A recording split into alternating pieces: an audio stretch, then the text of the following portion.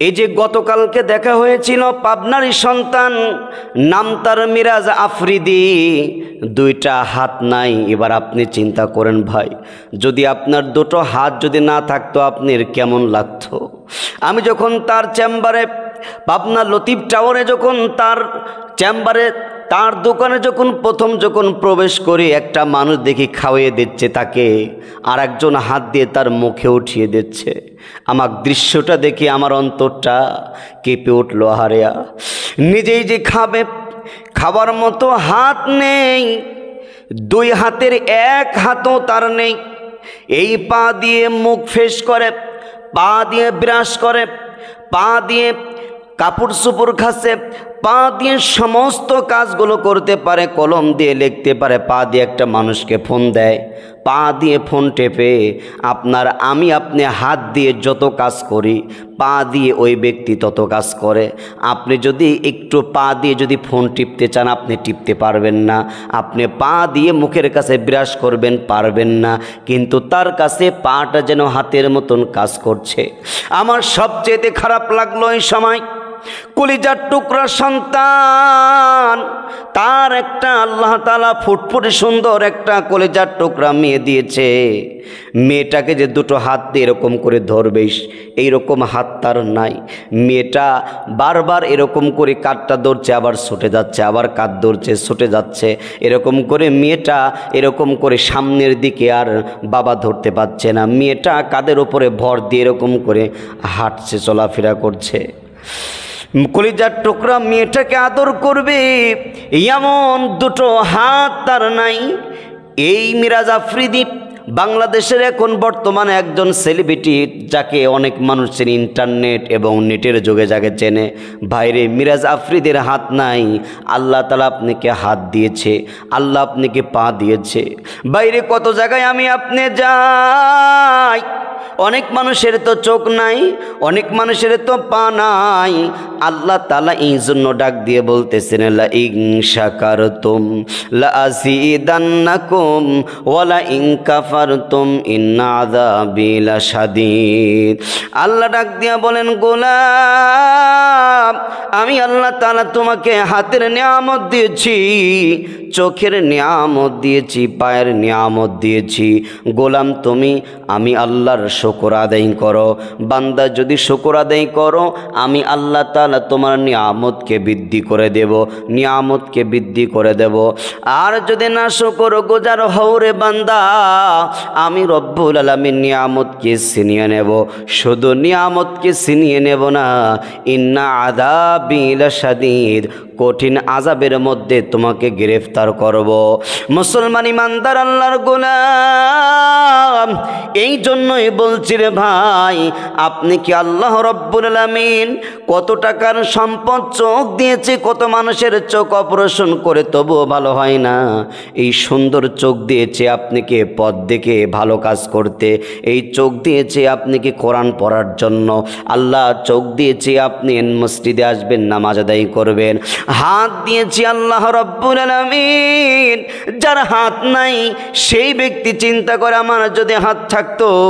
যার পা নাই চিন্তা করে, যদি পা থাকতো গো, আমি পা যদি থাকতো, আমি এরকম করে পা দিয়ে হাঁটতে হাঁটতে দৌড়াতে পারতাম, মসজিদে যেতে পারতাম। বাইরে এই জন্যই আল্লাহ তাআলার প্রতিটা ক্ষেত্রে আল্লাহ তাআলা আপনার শরীর সুস্থ রেখেছে।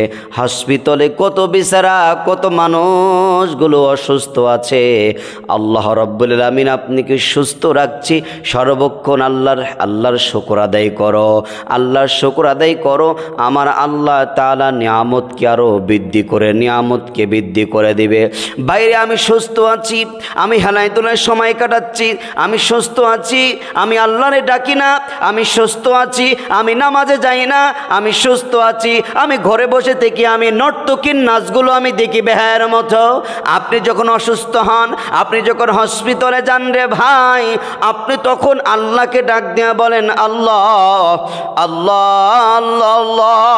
মানুষ আল্লাহকে কখন ডাকে? মানব বান্দা যখন বিপদে পড়ে তখন আল্লাহরে ডাকে, তখন আল্লাহ ডাক দিয়ে বলেন গোলাম তুমি বিপদে পড়েছো, আমারে ডেকেছো। ও ভাই আপনি সুস্থ আছেন, ও ভাই আপনি সুন্দর আছেন, ও ভাই আপনার শরীর ভালো আছে, আপনি আল্লাহর ইবাদত করেন, আল্লাহকে ডাকেন, আল্লাহ আপনার থেকে বিপদ আপদ বালা মুসিবত সব হটে দিবে, আপনি অসুস্থ হবেন না।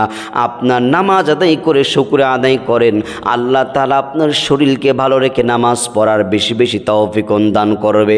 এই জন্য আমরা অসুস্থ হলে আল্লাহকে ডাকি না ভাই, সুস্থ অবস্থায় আল্লাহকে ডাকতে হবে, আল্লাহর গোলামি করতে হবে।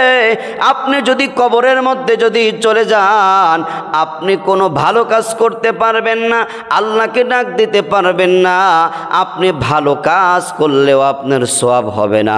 এই দুনিয়ার জমিনে যদি আপনি একবার বিসমিল্লাহির রহমানির রহিম বলেন, বিসমিল্লাহির রহমানির রহিম বলে যদি আপনি হাতটা যদি তোলেন, আল্লাহ ডাক দিয়া বলেন ফেরেশতারে আমার গোলাম আমার বান্দা এই বিসমিল্লাহর মধ্যে আমি আল্লাহর নাম 3 বার আছে, যেই গোলাম আমি আল্লাহকে 3 বার স্মরণ করে আমি আল্লাহর দরবারে হাত তোলে, আমার গোলাম কি চাই কি চাই আমি রব্বুল আলামিন আমার গোলামের প্রয়োজন মিটিয়ে দেব। এই জন্য ভাইরা আসুন আমরা বেশি বেশি তাওবা করে, আমরা বেশি বেশি জীবনে কত গুনাহ করেছি রে ভাই, এই দুনিয়ায় কত গুনাহ করলাম, বাইরে গুনাহ করতে করতে পাহাড় পরিমাণ গুনাহ করে ফেলেছি।